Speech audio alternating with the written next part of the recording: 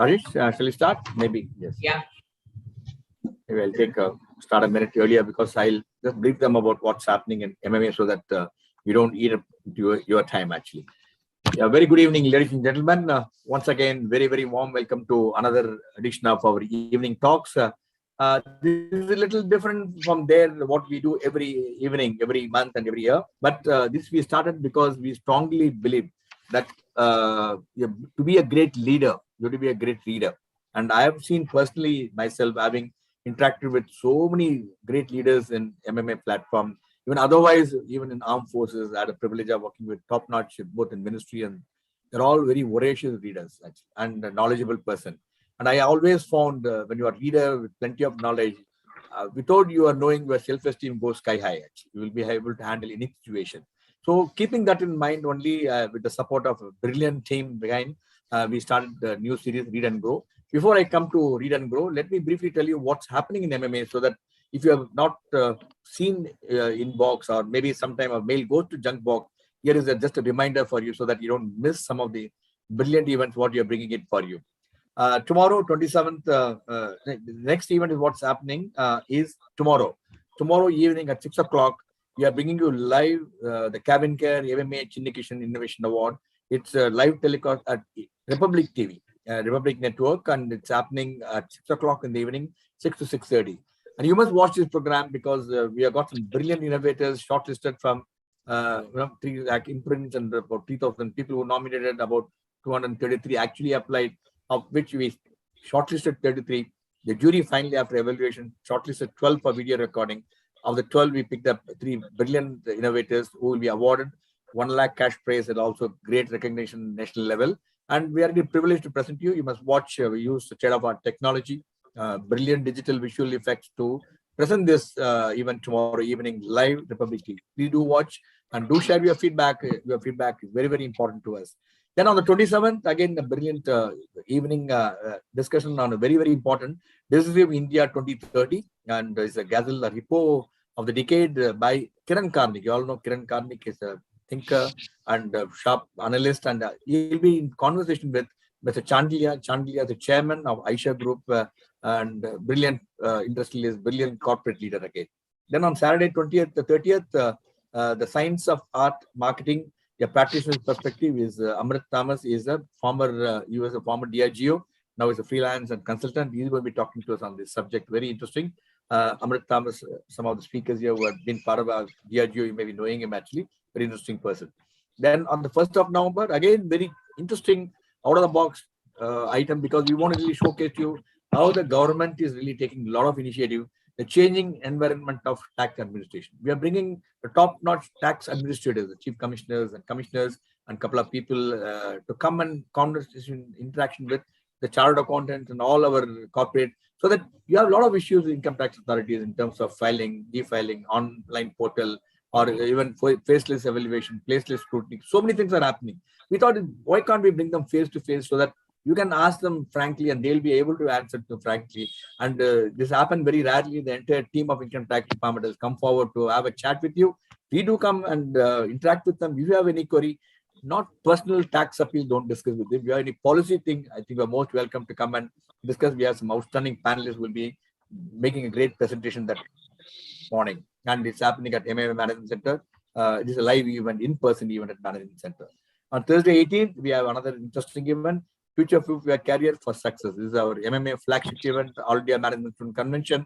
And this is happening. We've got some outstanding speaker again, Sridhar Membu, and again, Google Chief Evangelist, Viswanathan Anand, Chess Master, Grandmaster, Rain Raskuina. Then we got some outstanding lineup of speakers to speak to you from morning 9 o'clock till 1 o'clock. Power-packed event. So many events, competitions we are organizing as a prelude to the convention. Please do log in, and this is being brought to all the students of management and other BBA faculty without any charge. We are not charging anything for this. We expect over 30,000 people to watch this program, and you must take part and pass this word. And we'll be sharing with you the entire agenda for the event. And it's great to listen to some of the outstanding speakers, especially listen to how to manage your life and the way of life from Viswanathan Anand. It's great to listen to some of the best mind in the world. And on the 23rd, we have I think there's too much of stress going around. We thought, let's do something on medical stress management, mental and physical well-being. We got two outstanding doctors, Dr. Shankar Narayan, a consultant gastroenterologist, because all the problems starts, he says, with stomach. So he's going to be coming and talking to us. And we have also Sarvana Jyoti, is a professor, head of psychology from Government Stanley Medical College Hospital. He's going to be talking to us because they're the one who deal with quite a number of issues. They're going to be talking to us. 25th November, again, we have an interesting discussion on Off a Century and Still at the Crease is by Bijukurian author. He's going to be talking to us on this event. And this we are doing jointly with IMA Alumni Association. Then on 29th of November, Positioning India in the New World Order. And we have got a German delegation about 8 German great leaders, including members of Parliament of German Parliament. They'll be coming and talking to us. We are getting some outstanding top national security advisor and some of the top diplomats will be talking. And this is happening at Leela Palace on the 9th of November at Leela Palace. So please, these are some of the major events I thought I must tell you. So now it's time for this evening program, Read and Grow. And we have got a team which really does phenomenal research to brilliantly select the book, thanks to the team from Rajesh Srinivasan, Shankita, and others who really put together the effort to identify and also identify some brilliant panelists to discuss on the book. And this evening discussion is going to be on the theme of the book, Hooked, and how to build habit-forming products, actually. And here we have some outstanding panelists. One of the panelists also had a live interaction with the gentleman who wrote this book. Let me have the privilege. The format of this evening is I will briefly introduce all the panelists. Thereafter, Rajesh will take on and he will lead the conversation with other distinguished special invitees for this evening and discuss so many things, what is there in the book and why it's a must-read book. Why we are doing this Read and Grow session? So we want everybody to get this reading habits, and we have a fantastic library, Avoma, and we have one of the outstanding magazines which we bring out month after month with the digital embedded videos. Those some 80,000 people it goes. And when the actual clocking is not even some 21,000 actually read the magazine. We have a tracker. We thought, why can't, and we're also going to upgrade our digital library at the MMA Management Center. We are trying to get some 80,000 books and videos.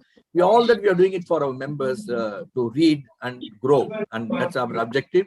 So please, that's our objective of MMA and the team, what putting together every month, third Friday, some bringing discussion on some very, very important book. Let me have the privilege of introducing our distinguished panelists for this evening. Mr. Rajesh Srinivasan. Rajesh is a modern marketing, branding, and business growth strategist, and he is the founder of Mindful Marketing, a boutique consulting firm to which he advises CEOs on business growth and brand strategy. And he is also alumnus of Indian Institute of Management, Lucknow, and was a topper in the branch. That is very, very creditable indeed. To top in IM is really good. Author of 2 books, Growth Nuggets and Market Success Formula. Co-authored a number of books on Shifting Gears, Stay Hungry, and many more. And featured on Economic Time, Business Today, Week India, Behind the Woods, Air, and Business Standard, a number of other magazines. Rajesh has been appointed by the jury board members of Economic Times Most Promising Tech Marketing Award for 2020 and 2021, and Reality Plus Magazine India Top 50 Marketing Minds Award 2021. So, gentlemen, you're going to have a feast of time. Rajesh leading the conversation. Let me have the privilege of introducing Saurabh Bajaj. Saurabh is the family of a defense personnel, son of an admiral, which is not there in the profile. I'll take the liberty to mention that. And Saurabh is currently, not Saurabh, sorry. Yes, Saurabh is currently the marketing head diary at Britannia Industries Limited, holds expertise at business development, sales, marketing, and innovation. From being a civil engineer graduate from Delhi College of Engineering, who enjoys pure science and research, he went on to become a proud alumni of IIM Indo to pursue a career in marketing and FMCG. With over 17 years of experience in top companies like Britannia Industries, USL, Diageo, and a number of other, I think, Wipro, Consumer Procare, etc. He has also recently been recognized as a marketing marvel by White Page International as the 50 best marketers in India. Thank you, Saurabh. It's a pleasure to have you with us this evening. Let me introduce the third panelist for this evening. Is Yaagneshwaran Ganesh. Yaagneshwaran Ganesh is popularly known as Yag, and is an award-winning marketer, author, podcaster, and TEDx speaker. He is recognized by the World Marketing Congress as one of the marketing mavericks and in association with the World Federation of Marketing Professionals. He is a director of marketing at Avoma, and he enjoys helping early stage startups with the content and many more, and handholding and much. He's also the best-selling author of 8 books, which the latest one titled is collaborate, you grow. And that's a credible feat indeed. Yag is also the host of the ABM Conversation podcast, which is very popular, which is #1 podcast for marketing and sales professionals, such as Seth Godin, Guy Kawasaki, Rand Fishkin, David Cancel, Scott Brinker, and more. What I don't find is I don't find some name like Ganesh and Srinivasan and all. I am quite sure you'll do it that very soon, sir, so that they also come in the list of the best marketers in the world. And very, very warm welcome to our distinguished panelists this evening. And we're all looking forward to have a great chat on the theme which you're going to be there hooked. I'm quite sure you're going to be hooked to the reading and hooked the subject what is being discussed this evening. Over to Rajesh to take it forward. Rajesh. Yeah. Thank you, Group Captain Vijay Kumar, for the wonderful introduction, and Dr. Captain Venkatraman and Sangeeta for your coordination for this wonderful book review initiative. I thank even Yaagnesh and Saurabh for accepting our invitation for this event. So let me quickly jump into this book review session. So on an average, we open our smartphones 100 times a day because the applications which are built in our phones has been designed specifically to hook us, to keep us engaged. Tech companies and social media companies are the master of building habit-forming products. A habit is nothing but a behavior done with little or no conscious thought. We don't think about this deliberately, whether to do it or not. We do it unconsciously. So if we notice, the success of a product or service is primarily based on repeat usage from the customers. Most of the products which we take, we in marketing call that as customer lifetime value, how long a customer comes back and uses our product. So this is one critical factor for the success. So Hooked, the book, the concept of the book is all about helping customers build habits around using our products. Not just using our products, making our product like a habit. So they re-engage with our solution automatically without any deliberate thought. So this book is primarily written for entrepreneurs, product development executives or product managers, marketers like me, and anyone else who's interested in creating habit-forming products. The hook model, which is a central framework, helps to connect users' problems into products and services in a way that creates a habit. I've told you already, right? So our products and services naturally become part of our customers' habit. So the hook model has 4 phases in it. Number 1 phase, or the number 1 step, is trigger. Number 2 step is action. Number 3 is variable rewards. And number 4 is investment. These are concepts. So what I'm going to do is now for the next 5, 10, 15 minutes time maybe, I'll just run through this concept, brush up this concept. Then we will move on to Saurabh and then Yagnesh. So they will share the real-time experience or use cases, how these concepts can be applied real-time in a business setting. So number 1 concept, or the number 1 phase in the entire hook model, is trigger. Trigger comes in 2 ways. So external trigger and internal trigger. So what is a trigger? For example, we see a lot of advertisements, in-store placements, promotions, or even app notifications, right? So these are triggers which companies use to get the user to the product. They pull us using these external triggers to use their product. So number 1 element in the trigger is external trigger. But what is more fascinating when we check all these habit forming products or social media companies or applications is they primarily are not dependent on external triggers or advertising.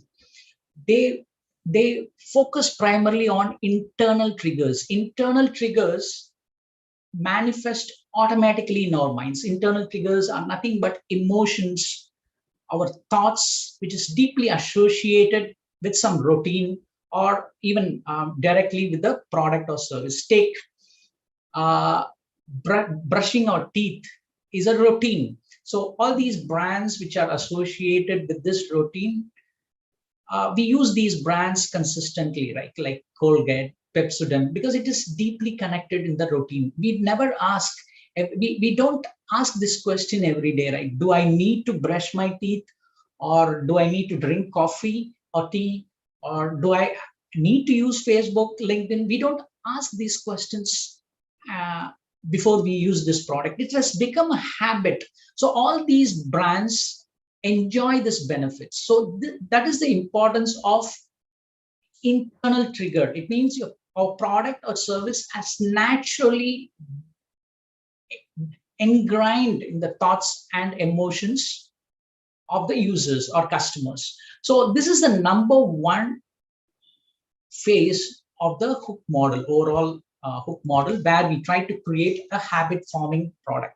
So the primary idea is therefore to, if we want to build a habit forming product, product designers need to understand the deep user emotions, and we need to ask why. In Japanese, they call it as in Japanese Toyota management system, they call it as 5 whys, right? So we just need to ask why, and understand the layers, or understand the deep emotions as to why people really use our products. Then we will be able to leverage the internal triggers properly. So the main idea is to not to primarily dependent on external advertising, and we can use external advertising for bringing or to build awareness about our product, but that main idea is to keep our users more engaged by understanding or leveraging their internal triggers. So the next step, the second step in the hook model is the action part. So now we brought the users into our product, the first step, using triggers.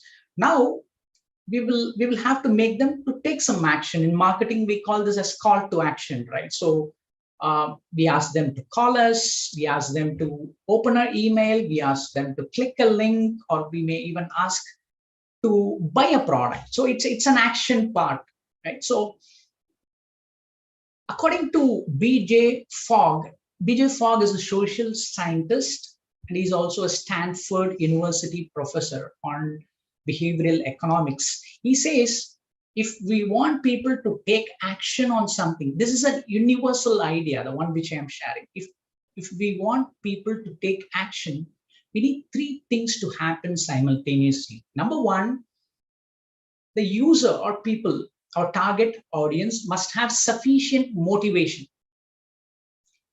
So we primarily do certain things on the basis of motivation, right? So we do based on our fear or a desire, hopes, dreams, and all those things. That is number one, sufficient motivation.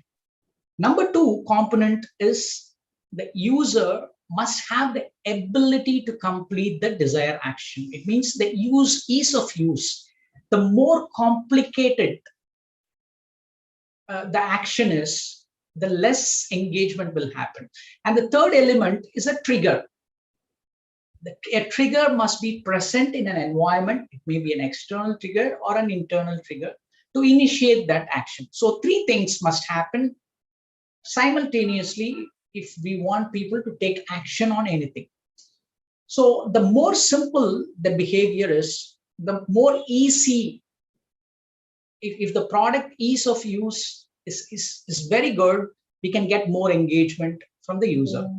So how do you simplify the behavior? If you notice, even Yahoo was the first search engine, right? So if you happen to notice their front screen, it was the user design would be very bad compared to Google. What Google did is they simplified the behavior for users, and they naturally became the number one search engine. Of course, there are a lot of other market factors that this simplifying the design is one of the core element which will help people to take action very quickly. So that is number two part in the hook model. How can we simplify the behavior? So some of the questions which we need to ask when we try to simplify the behavior or ease of use of the product is how much time is required to complete the task. For example, let's take if I want to go to a gym. So how can I need motivation without any doubt. I should have I should be health conscious so that I can I'm motivated enough to go to gym. That is a basic thing. But the number two thing, the ability to act, is very, very important. Sometimes I may have motivation, I may have very good motivation, but if the ability to take action is complicated, I will not go to the gym. For example, if the gym cost is very high, for example, if they charge me 50, 60,000 or 80,000 rupees, if I don't have that money, so I may not go and join. And another thing, if I want to go to a gym and if it doesn't fit my day-to-day routine, I'm not going to take action. So simplifying this action element or and make customers complete the desired action is very, very critical for creating a habit forming product. So the third important element is variable reward. So as human beings, we crave for rewards, right? So whatever we do, we expect something out of it. It's a very natural thing, right? So whatever products we buy, whatever services we use, for example, if you use social media, why we use LinkedIn or why we use Facebook or Instagram? If we ask this question, these companies primarily instigate or social validation. So we want, for example, if I go and post a content on LinkedIn, why I go and check that frequently? Have we ever wondered why we use social media sites very often? It's because of very simple thing. Psychologists call that as social validation. I post a content, I go frequently just to check how many people have liked, how many people have commented in my post. This is one variable reward, but this is reward. But what does variable reward really means? An American psychologist by the name B.F. Skinner observed that he has done a small experiment with mice. So he observed that lab mice responded most voraciously to random rewards. The mice would press a lever sometimes to get a small treat, other times a large treat, and other times they would keep nothing at all. Unlike the mice that received the same treat every time, it means they keep some small food. The mice that received variable rewards seem to press the lever immediately, like we press our smartphone continuously just to see how many people liked it. Otherwise, what's there in social media? So, but why we go very often like that mice? Why we press that press the buttons? And moreover, like we discussed earlier, even social media companies send notifications, right? It's like an external trigger just to re-engage with us inside their platform. So variable reward is nothing but having an ongoing degree of novelty in our product. Otherwise, people will get bored very easily. As human beings, what excites us today we will become, it becomes very boring tomorrow or day after tomorrow, right? If we get same things, imagine if we go to a social media feed and get same type of content every day, we are not going to use it, right? So that is another critical component of building a habit forming product, having variable rewards. That is very, very important. And the last part is the investment part. When it comes to investment, what the author, Nirayal, asked product designers to do is, he asked users to put in some kind of investment into the product or service. So what do I mean by that? So before that, let me explain you a quick cognitive bias called the IKEA effect. We all know IKEA, right? The Swedish furniture manufacturing company. What the psychologists have observed is the customers of IKEA like the product very much because of one simple reason. IKEA asks their customers to assemble their products. They don't assemble their products in their store, maybe for their cost efficiency purpose. But of late, over a period of time, they observed the customers are more involved in their product just because they take the labor of assembling the furnitures at their home. Psychologists call this as IKEA effect.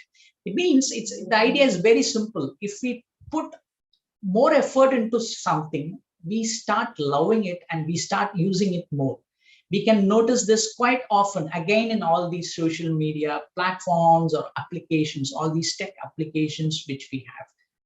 Why we come back and use all these platforms quite often is because, let's take LinkedIn again as an example. I've taken a pain of creating my own profile. They call it a stored value. I put in my profile, then my entire career data inside LinkedIn. So it took some time for me. It's called investment. So that's a fourth step. So I create content inside LinkedIn. I create a lot of things inside LinkedIn. It applies to a lot of other social media sites, and even for applications like which helps us to monitor our cost or monitor our investments. We key in a lot of data about us inside the system, right? So naturally, since because we have taken some pain to key in all this information into the system, we are naturally connected. So we keep coming back and use all these social media sites and applications quite often. So the key idea here is investment from the users leads to increase in product use or maybe continuous usage of the product. So I think these are the 4 steps. So number 1 is trigger. Number 2, once after we trigger the audience into a product or service, we ask them to take some action. So the more simplified the behavior is, users take action quickly. And number 3, variable rewards. We need some ongoing degree of novelty in our products so that people naturally comes back. Otherwise, it is boring. And number 4 is investment.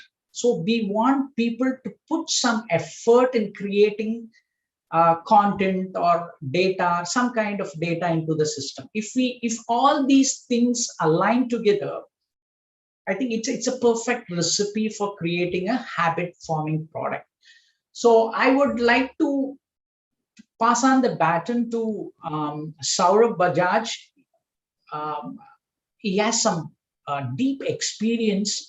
When I discussed with him, he has had some brilliant ideas as to how these concepts can apply in real-time setting. So once after Saurabh is done, let's move to Yaagneshwaran Ganesh, who has even interviewed the author of the book, Nirayal. He will share some ideas as to how variable rewards and the investment aspect can be utilized, and he will share his insights based on his own experience as a MarTech influencer. Over to Saurabh. It's all yours, Saurabh. Thank you so much, Rajesh. You can hear me clearly? Yeah. Okay, lovely. So, absolutely great narration. I think you have really, made it very easy for all the listeners to appreciate the book. And, as I was going through the book, I also couldn't, keep reflecting on how new age devices are really using these triggers so well. whether it is the LinkedIn or Instagram that we all sort of are hooked onto. We all, are starting to become content creators, right? An Instagram memory for, budding photographers is like a lifetime's work of, beautiful memories that they can hold on to, right? At the same time, when it comes to the FMCG category, right, investment often happens in forms of the money that we spend. But what I was very curious to try to think through that, how does this model of hooked, how does it talk back to the FMCG category? And how does it talk back to something which is, not social and digital? So does not have the ease of hooking on to consumers through something through the palm of their hand, right? And are there experiences that, I have gone through where I have seen the whole virtual cycle of getting a consumer to fall in love with your brand? And making him a loyalist who sort of comes back to you again and again. And how does that really work out, right? I've been fortunate to have an experience across a wide range of food categories, from Britannia and dairy now to also the soaps category with Wipro, the chocolates with Cadbury's, and of course alcohol with Diageo. So I'm going to talk about two very diverse examples. I'm going to first talk about chocolates, and then I'm going to talk about alcohol. And arguably, both the categories when it comes to food are definitely addictive and habit forming for all of us, right?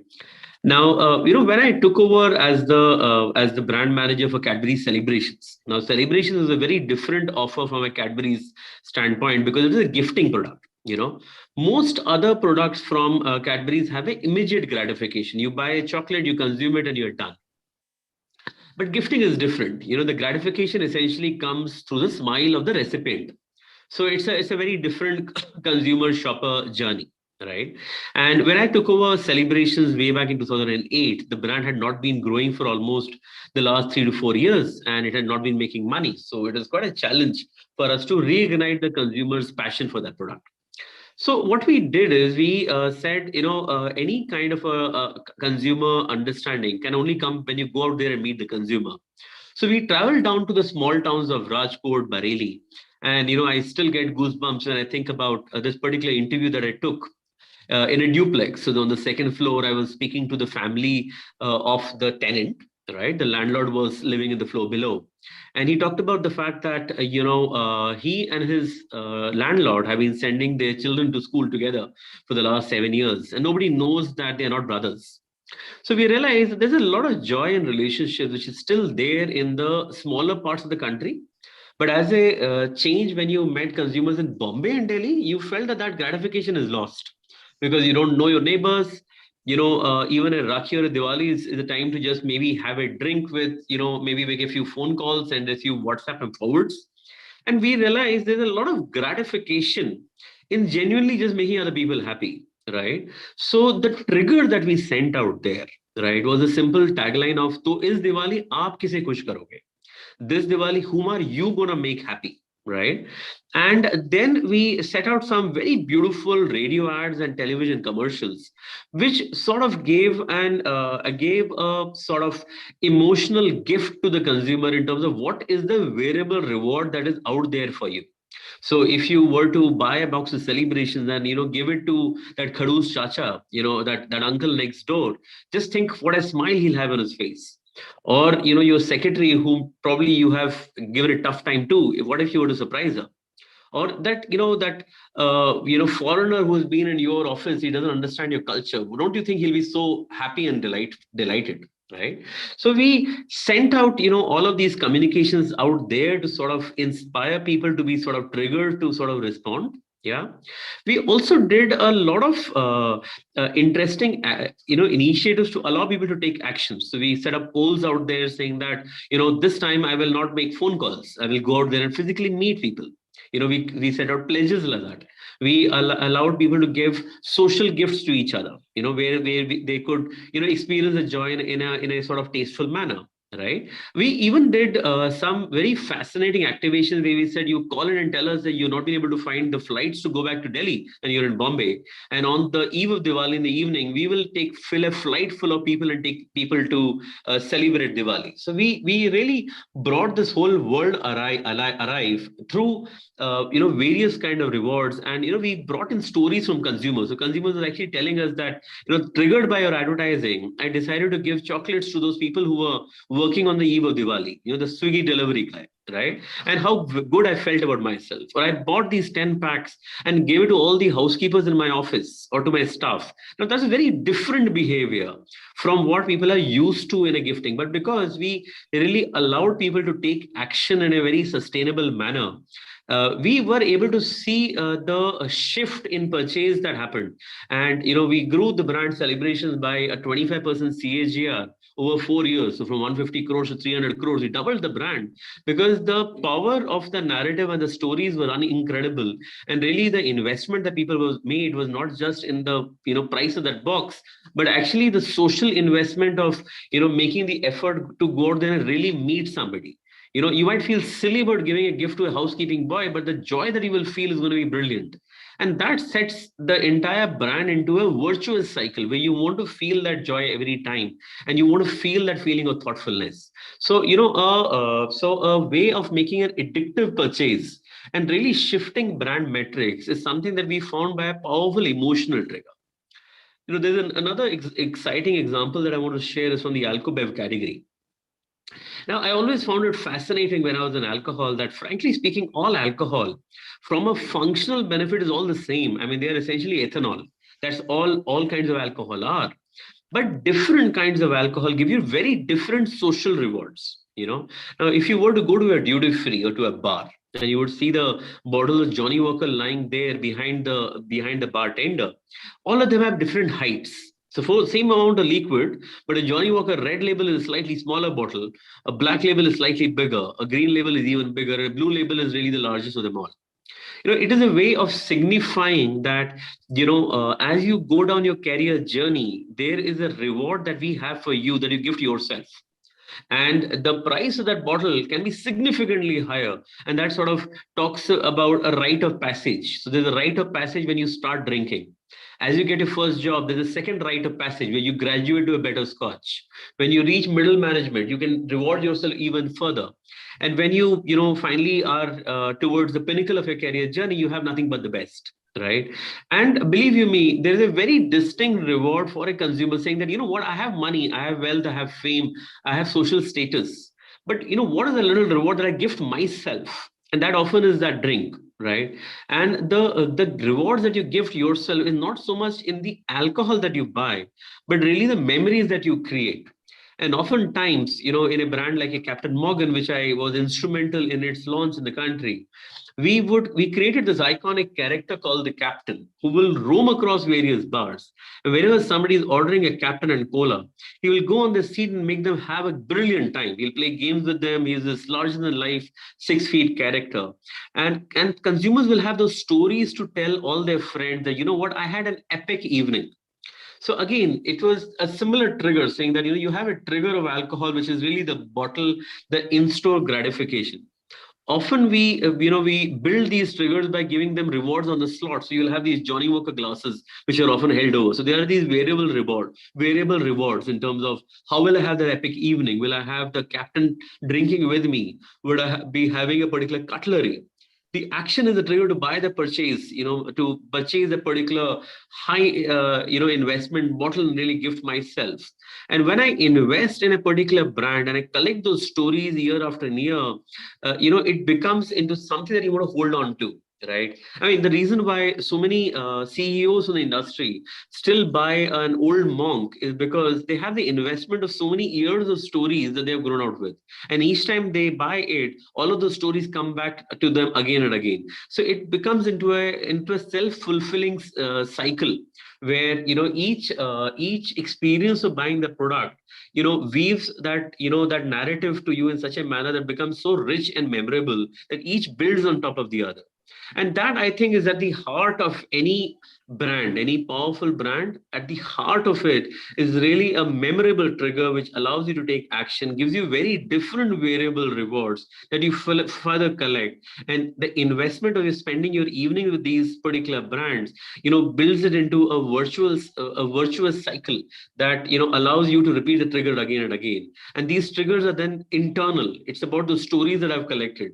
It's the joy that I've felt by gifting, different people, differently. And the brand just has to reignite that from an emotional, salience, and this whole cycle repeats itself. So that's something which I wanted to talk about, on how the hook model is so relevant even for building very compelling brands for us in something like FMCG, which is brick and mortar.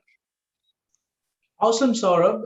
Those two use cases, chocolate and alcohol, really resonates with me. Even I think practical application of hook model you have clearly explained. Particularly chocolates and alcohol, if you notice, they have more internal triggers, right? So whenever we feel happy, we want to have chocolates. It has become a routine, both chocolates and alcohol. Good case studies, Saurabh. Thank you so much for your time. Now Great. Let's quickly move to Yag. Yag, now it's all yours. Please do share your experience with us. Yeah, absolutely. And first of all, big kudos to Saurabh. What an amazing storyteller he is. I absolutely loved everything that you said. Great story. So, there's one thing that is very interesting about variable pay that I wanted to talk about today is, before you even get into the idea of what it is, in fact, talking to Neer, he spoke about this one concept called MIA, which is minimum enjoyable action, right? So that is what commits you to getting into something.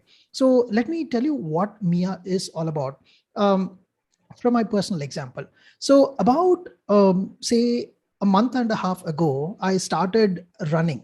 Okay. I wanted to build this habit of running. And what I did was, when I initially started this, I tried like, hey, if I have to, say, start doing trekking, they have this as a minimum thing that I have to achieve, saying that I have to run 5 kilometers within 30 minutes. So that's a minimum criteria.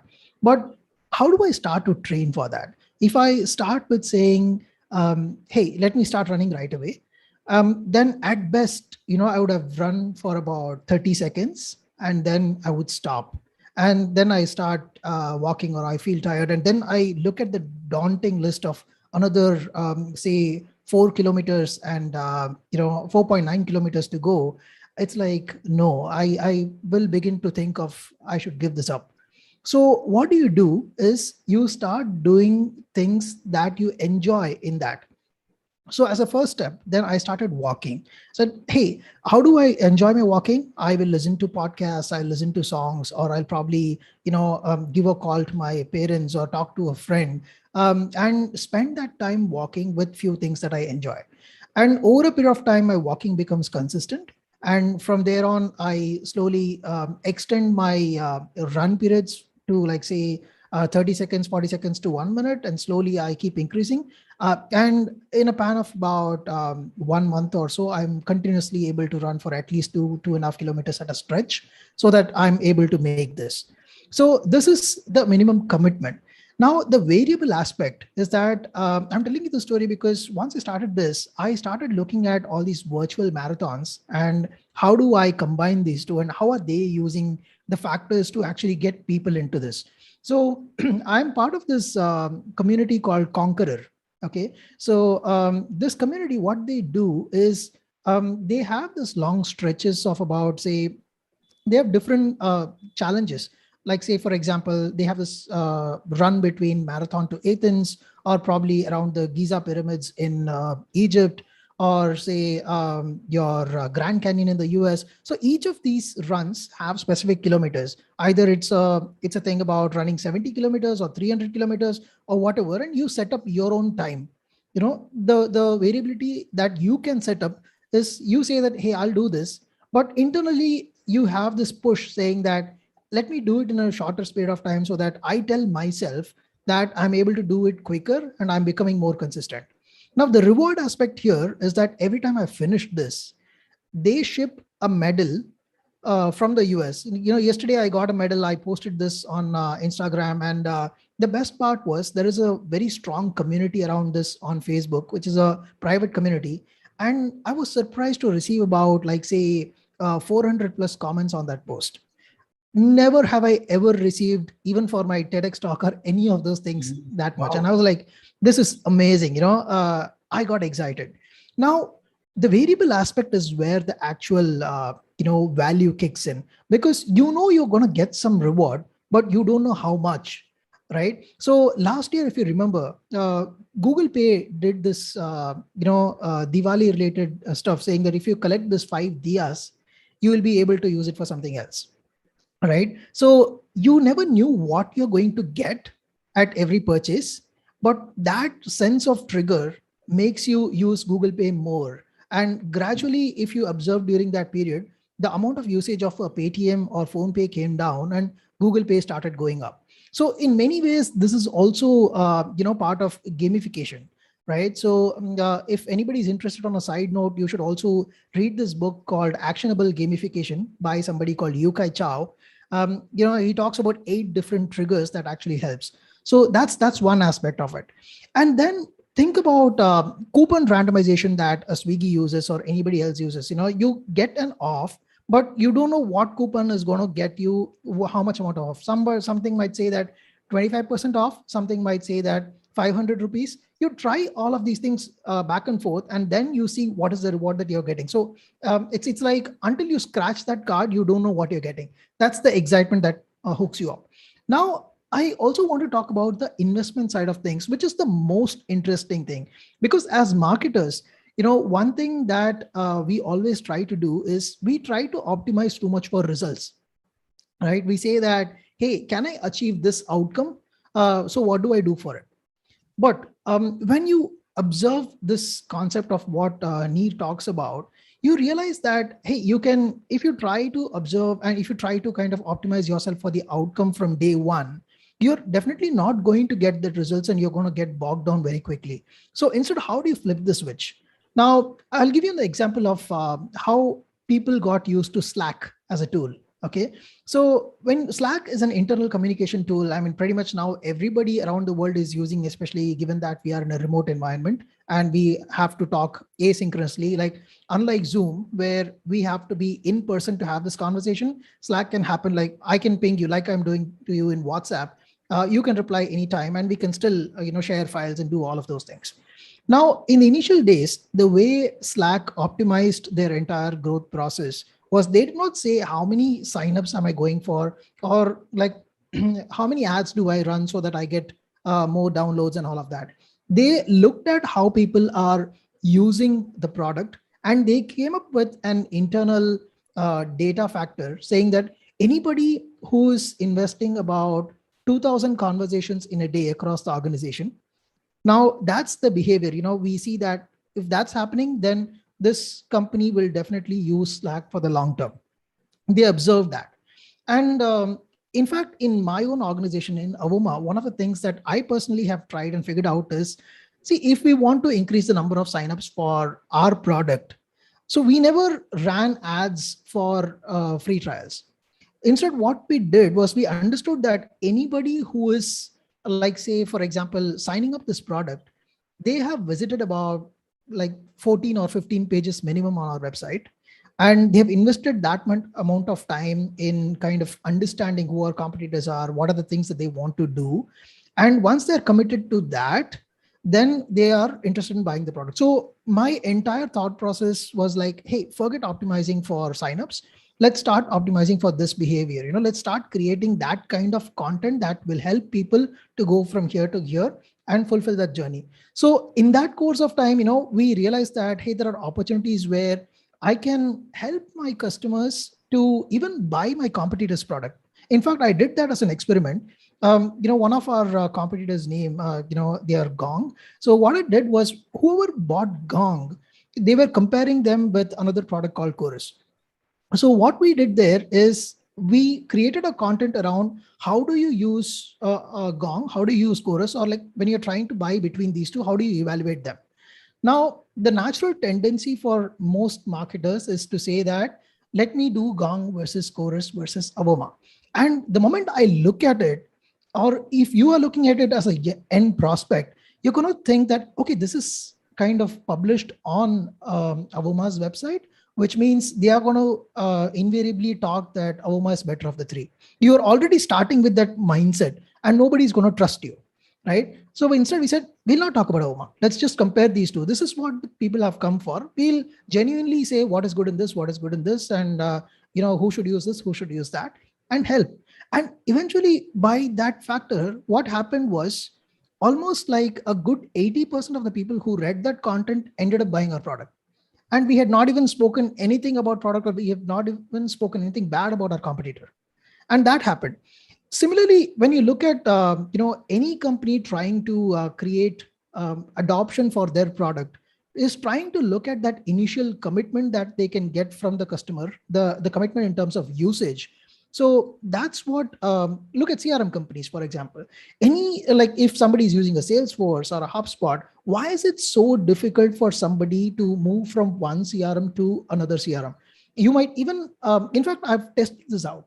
In like about 2 years back, I was working for another company where I said, anybody who is using my competitor's product, and if they're not happy with some of the things, I'll reach out to them and I'll even try to give my product for free. And yet that did not work out. The thing is, people have invested so much of data and built processes around that product that they're already using. So even if you give something for free at that point, it's not going to work out. That's why the example that Rajesh spoke about in terms of IKEA, I have put in my effort and commitment into that. So anything that's coming close to replacement, that's going to take a backseat because I have given my effort and commitment into this. So I'm going to leave this at that. And I'm open to any questions that might come along the way in terms of personal experiments or like what you would like to know about and things like that. Thanks, Yag. Thank you so much. A lot of useful insights about, I like that concept of MIA and minimum enjoyable achievement, right? What is that? Minimum enjoyable action. Minimum enjoyable action, and your examples about Conquer and how they use variable rewards and examples of Google Apps and even Swiggy, Zomato examples, quite relevant for this hook model. So I would like to ask one question to Saurabh. Saurabh, now as marketers, we as Yagnesh said, we are primarily driven by outcomes. We have quarterly targets and all those things on one side, right? So business outcomes.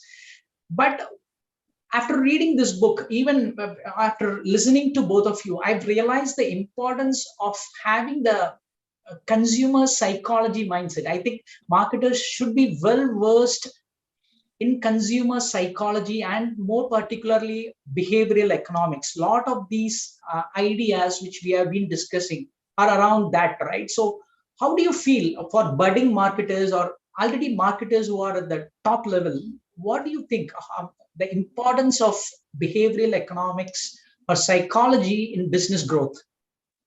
That's a great question, Rajesh, and I completely agree with you. I think that is something which is truly the bread and butter of marketeers. And, one of the things that I have always done to sort of build that part of me, despite obviously not having a degree in psychology, right? I'm actually a civil engineer, as far away as it gets from psychology. But really, I would have invested, hundreds and thousands of hours of meeting consumers. And, as you meet consumers in the early part of your career, there are certain things that you learn which are very different. So the first biggest thing that you always learn as a marketer when you start meeting consumers is that consumers genuinely and truthfully don't care at all about your brand at all. And they are neither aware of your brand. They have no clue what they have purchased when. They have no idea what your taglines and your campaigns look like. They don't know what your pack design looks like. It's all of the stuff that and you are very passionate about, right? So if you go out there and say, I'm going to meet consumers to get an idea for how should I change my packaging, sorry, you're going to be disappointed. And hence, as a marketer, what you really need to do is to genuinely go out there and have a rich conversation and understand the consumer. And when you go out there and have a rich conversation, you know that you're having a rich conversation, like when you have with a friend in the wee hours of the night over a fair amount of alcohol. When you have that kind of a conversation, then you're really getting somewhere with consumers. So which is why, meeting consumers in their own house, inside, say, a college canteen, in a coffee shop, it becomes all that more important. And then when you meet consumers, sometimes you're blown away. So, for example, when I was in Cadbury's and I was then the brand manager for Gems, right? And, conventional logic in Cadbury's was that 70% of our business came from 5 and 10 rupee SKUs. And suddenly this brand called Kinder Joy came out of nowhere and was, inducing the same trigger effect in mothers and getting a 30 rupees pack to be sold like wildfire. And we just couldn't understand what's going on. So we went out there and we met consumers, we met mothers, again, from the perspective of what's going on in their life rather than interrogating them on why you're buying Kinder Joy. So when we actually met consumers, we realized so much had changed since the time we were children. So in the last 2 decades, what we realized then, and I'm talking about, a time almost 10 years back, what had changed is, when we were young, outside food was bad. Outside food was bad, and it was actually home cooked food which is good. What had happened in 22 decades time is the mothers had money in their wallets but didn't have the time, and they did not have the social structure of a joint family to help them. So suddenly branded products was a savior. I can spend the 30 rupees, but I don't have the time to invest my kid and teach him ABC.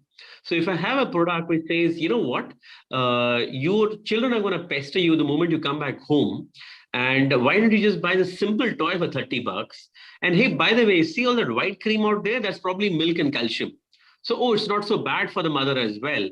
And the same joy which they would feel because the child will be so excited by a different toy in every purchase, right? It builds the same variable reward for the child, saying that, oh, I want to buy this again because I know I'm going to get something different. So the same hooked model was used again through a variable reward for the child, through a gratification for the mother in terms of, this is a simple solution for your everyday problems.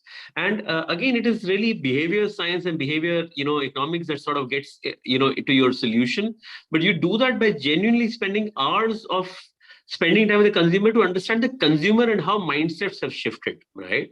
And, because of all this work that I have done and meeting consumers, not just in the 4 corners of the country, but actually across the world. So I met consumers in Bangladesh and I realized how different they are and how similar. I met consumers in Nepal, in Bhutan, in Egypt, Saudi Arabia, Dubai, so you name it. And each time you meet different users, you are able to, bring yourself down to a zero base. Everything that you imagine is going to be a given changes. And everything else which you feel is going to be very different is actually the same.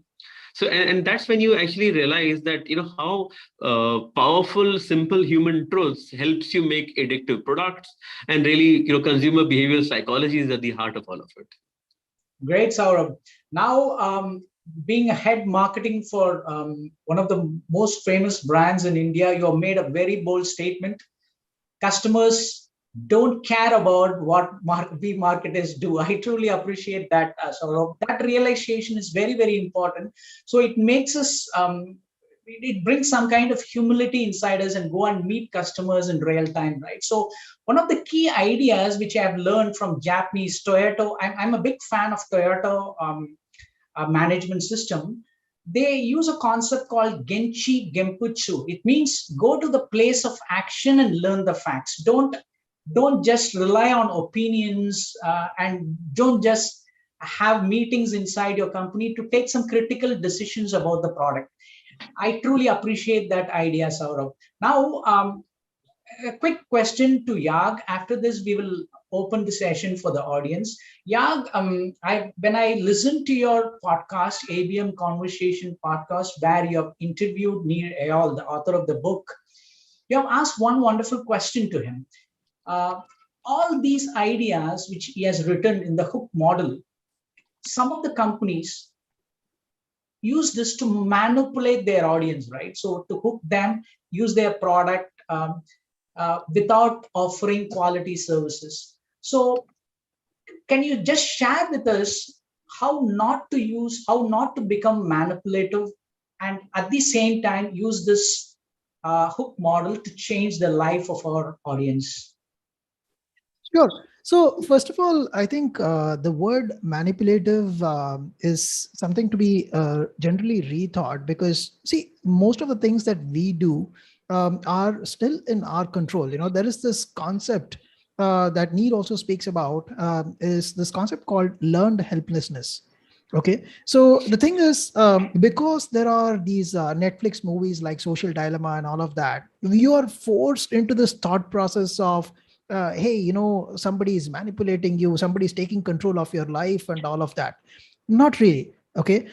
So in fact, this interesting story that Neil spoke to me about, he said that when they did this movie Social Dilemma, they interviewed Neil for about 3 hours. Okay. And he gave the antidote for all this addiction. And even he wrote a book around this. For all the listeners here, he has written another book called Indistractable, which is an antidote to hooked. Okay, it's about how to stay focused and be in your lane, and do your things.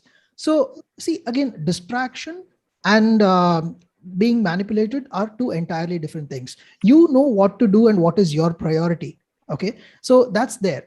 Now what I mean by learned helplessness there, when I say this concept, is that we all have seen this in our childhood days. Like, you would go into any circus, you would see that a baby elephant is tied with a chain.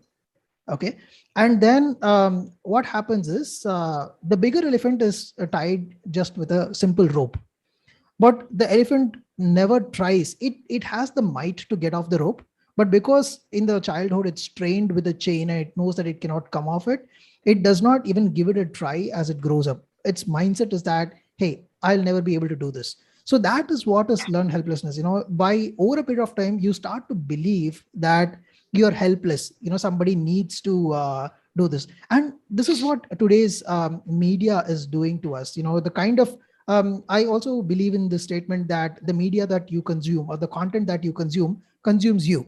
So it is what you believe in and it is what you look at. So that's one.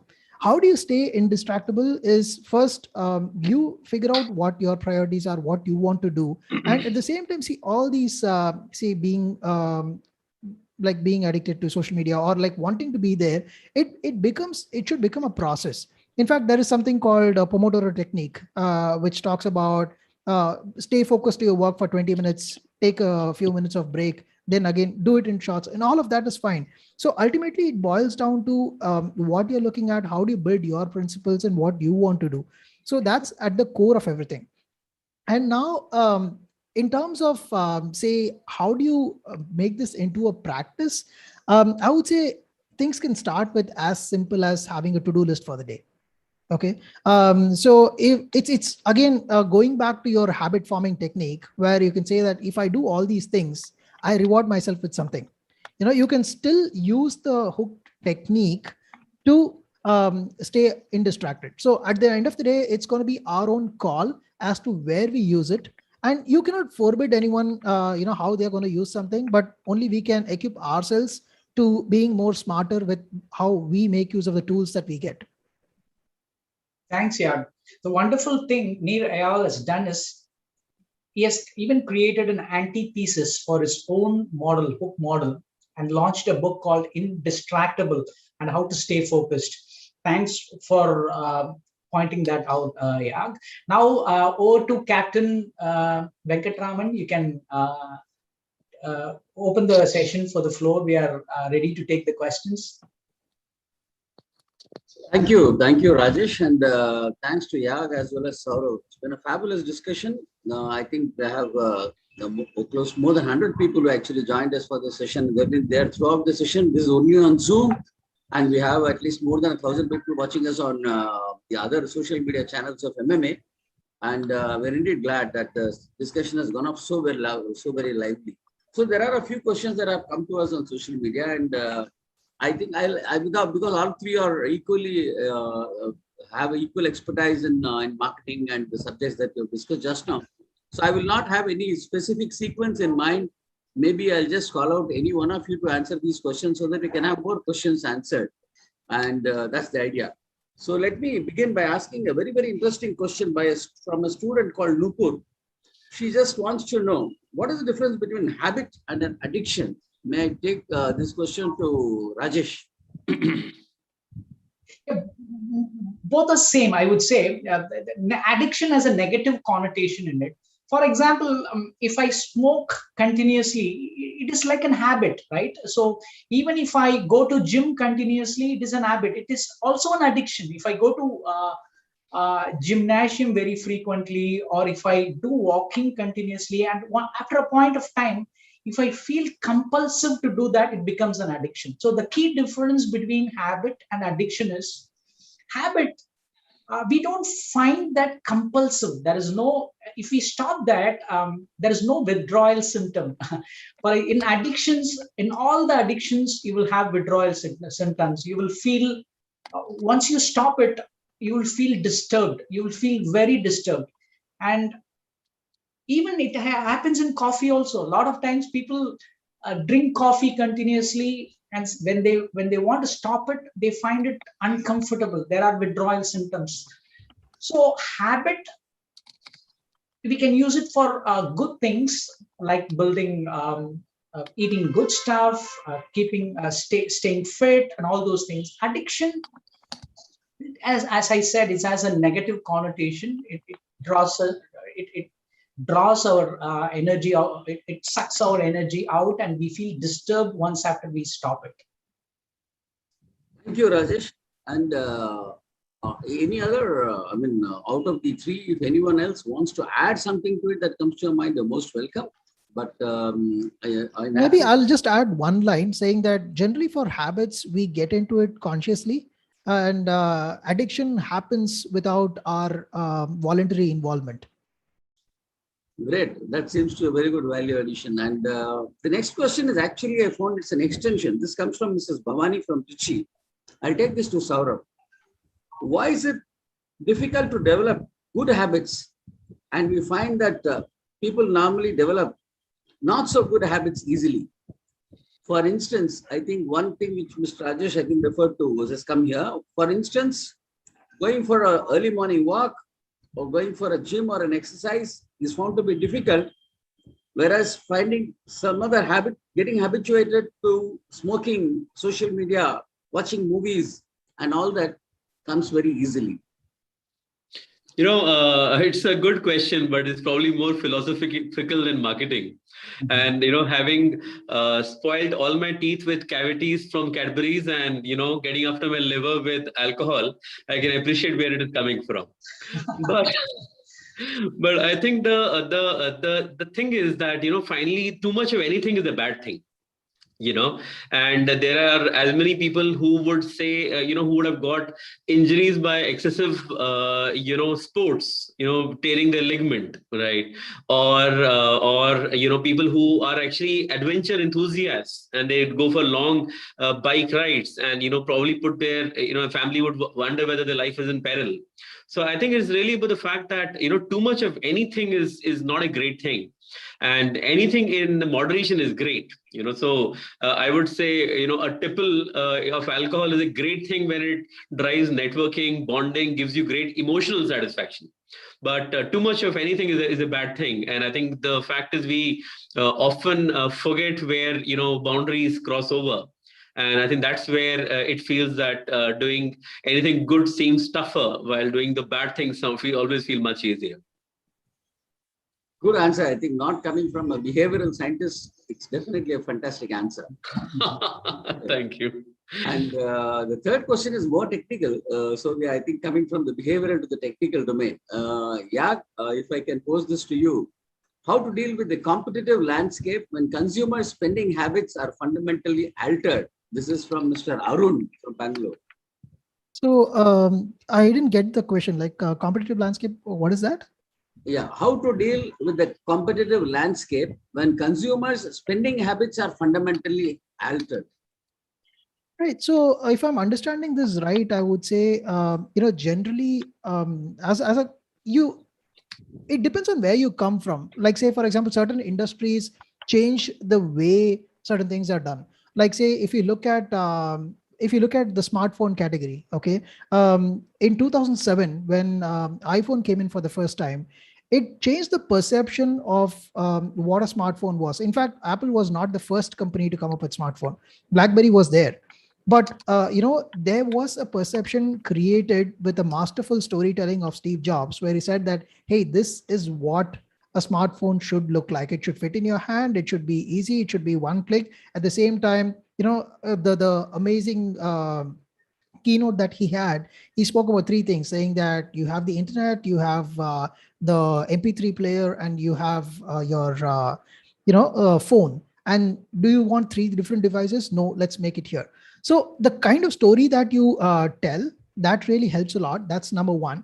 And second is, as a player in the industry, and if you are competing, sometimes it's amazing that you're not competing with whom you think. For all somebody who is buying an iPhone is not necessarily competing with other phones. I'll tell you one interesting story that I came across when I spoke to somebody called Bob Moesta. So this guy, he's well known for working with Clayton Christensen of Harvard in this concept called jobs to be done. Okay, so the concept of jobs to be done is to understand how a product is used by the customer in their context. So there was this small experiment done where this person goes and looks at a person who is buying Snickers in an airport. Okay, the candy bar Snickers, and he asks them, why are you buying two of it? Why? What is the need? And then the person says that, hey, the reason I'm buying this is that my flight is not there for the next 2 hours or so. I'm not going to get anything to eat here. So to satiate my hunger at this point, Snickers seems to be the best bet that I can, be satiated for the next 2 hours. Now, the moment they heard this answer, they realized that, hey, you know what, as Snickers, I'm not competing with other candy bars like Milky Way, the industry, but I'm competing against hunger as a concept. So from there, they came up with this campaign called You're Not Yourself While You're Hungry. So that's the larger story. So your entire landscape depends on who your customer is using for, like how your customer is using you for, and what purpose they are solving for it. Great, thanks, Yag. So another question which has come from the student. This is Rahul. He's from Chennai. He wants to know, is giving away gifts to new customers to a habit which is ethical? Or possibly he wants to know, is this practice an ethical thing to induce a habit by giving away gifts to your customers? So Rajesh, would you like to answer that? I don't think it's wrong, because it's kind of a social reward which we give to the customers. But again, the intent behind giving, on what context we are gifting the customers, is also very, very critical. For example, we call in terms of loyalty, we call it as attitudinal loyalty and behavioral loyalty. Most of the brands, if you notice, they give reward points to promote behavioral loyalty. They want us to come and purchase their products quite often, but that doesn't work, right? So attitudinal loyalty is very important. It means what kind of social rewards, like Saurabh mentioned, social rewards we can give it to the customer. It should definitely align with the context and the product or service which we are using. In that case, it really helps to engage with the customers. I don't think it is wrong if we do it with the right intent, in the right context related to our product and service. Thank you, Rajesh. I think that clarifies it. I mean, it's not at all wrong practice. That's what you're saying. I think we have time for a couple of questions now. We'll take as many as possible if the answers can be also cryptic. So one question, I think I will take this to Saurabh again. The question is from Mrs. Janaki. She's saying that customer centricity has always been there, the central focus of businesses. Then what is it that companies like Amazon, Zappos, Ritz-Carlton, Four Seasons, these names, what did they do so differently to ensure that they always delivered great experiences for their customers? Again, I think great question, Captain. And, at the heart of most companies, is really an exceptional desire to delight. As long as brands and companies are driven by a need to provide a basic product, or to provide something that can't go wrong, or is available, that till there you probably have an ordinary business. An extraordinary business essentially comes with a genuine desire to serve and delight. And one of the examples of that is, of course, the Tata Group, and the Taj Hotel chain. What we saw during the infamous terrorist attack, and how those people really went way beyond the call of duty. And it's really that kind of passion which is essentially evoked by often a charismatic founder. So like the case of an Elon Musk and Tesla, where they are able to build a larger than life vision. There is this old story of two workers, both are bricklayers, and you went and asked the first bricklayer, what do you do for a living? And he says, every day I just put on these bricks, right? You ask the other person, what are you doing? And he says, I'm going to be building the world's greatest cathedral that generations are going to come and look at it in awe. And you realize that who's the person who's genuinely proud and passionate about what he's doing. And and evoking and keeping that passion alive is really what iconic brand companies and founders do really well, by sharing the larger vision rather than just giving people tasks or jobs to be done. Great. Thank you so much. That was lovely. And I think we'll have time for one more question, and I'll take it to Yag. So this comes from, again, Mr. Nazir from Bangalore.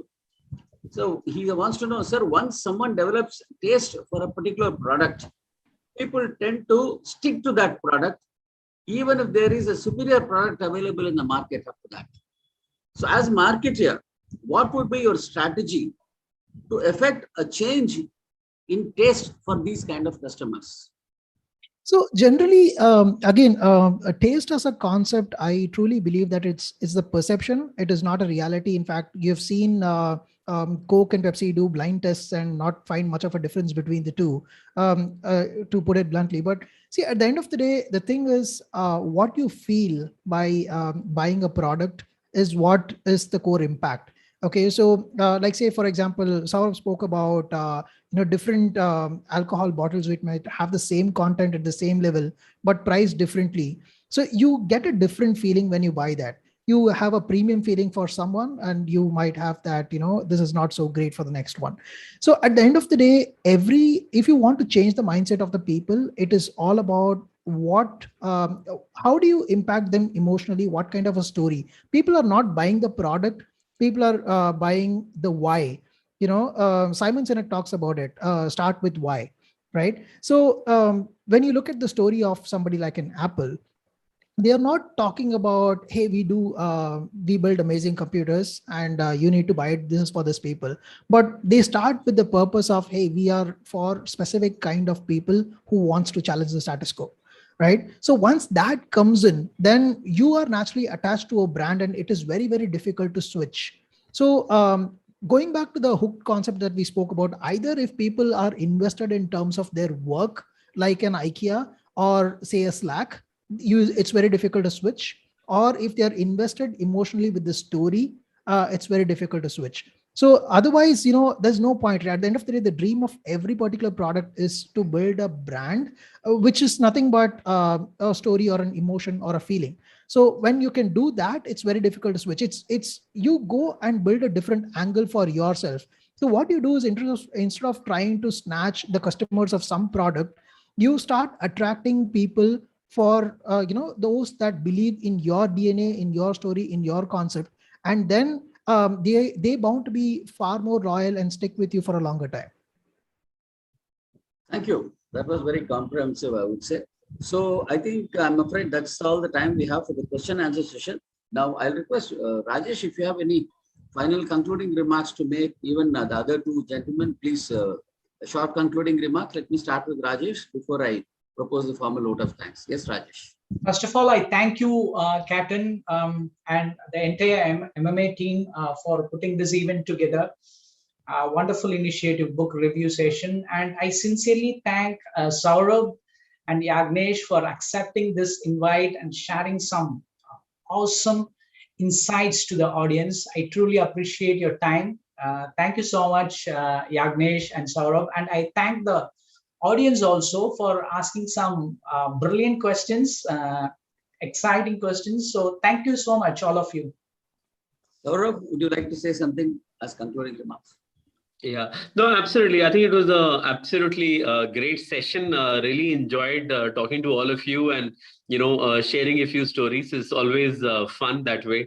Thank you so much to Rajesh for actually pulling me in into this evening, because it's been a very, very interesting experience for me. It was great fun interacting with you, Yag, as well, right? And thank you so much, Captain, for this opportunity. I think it's also been a great audience. So there's been a lot of active participation, a lot of people out there. So I think overall, I would say it's been a very enriching evening. So thank you so much for the same. Thanks, Saurabh. Yeah, to you. Yeah. So this is my first time with MMA or being part of any reading club per se. So I was never sure as to what the discussion is going to be, how the format is going to be. I've never participated in something like this, so I really enjoyed, and I'm loving the kind of questions that we have got today, because that shows the investment where people have gone deep into the concept and they have come with some prepared questions, or probably very thought-provoking questions that is not right off the bat to answer. Unless you've been in the trenches, you cannot answer that. So those are great questions. And thank you, Sangeeta, Captain, Rajesh, and Saurabh. I really, really enjoyed this last 1.5 hours or so. So thank you so much for having me here. Thank you. Yeah, that's certainly the first one, but not your last interaction with MMA, I'm sure. Definitely. We'll keep engaging with you and Mr. Saurabh as well. Rajesh always has been a great support. Thanks to Sangeeta, once again, who's also been a brainchild behind this entire exercise of Read and Grow.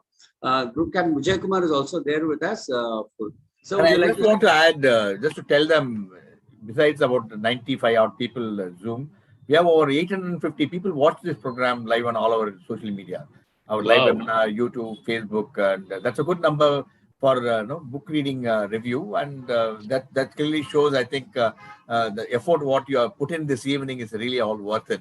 I think you're going to find more readers buying this book and other books, and they'll become a great leader, being a great reader. Over to you, Venkat. Go ahead. Thank you, sir. Thanks. So, ladies and gentlemen, all that remains for us is to thank these three gentlemen who made this possible today. And Mohan, can we have the memento? Mohan, yeah. So, gentlemen, we miss your presence at MMA today because of all this. This is what we do. On behalf of the speakers who come and share their valuable time with our viewers at MMA, with our members, on your behalf today, we are delighted to present 300 face masks to the needy who stay in and around MMA and in the vicinity of a neighborhood. So we go to their homes, we call them to MMA, we provide them with some rations, we give them these face masks, we enlighten them on the COVID protocols. And of course, we also arrange some vaccination camps for them. And all this is possible only because of the support from people like you. So thanks to you all for joining us this evening, and look forward to seeing you all soon in some other MMA program. Thanks to the viewers. Thanks, ladies and gentlemen. Stay safe. Good night. Thanks, Rajesh. Bye-bye. Thank Bye-bye, you. Yag. Bye-bye, Saurabh. Bye-bye. Thank you, Captain. Bye-bye. Thank you. We'll keep in touch, Saurabh and Vignesh. Absolutely. Definitely. Yes. Thank you so much. Pleasure to have you with us. And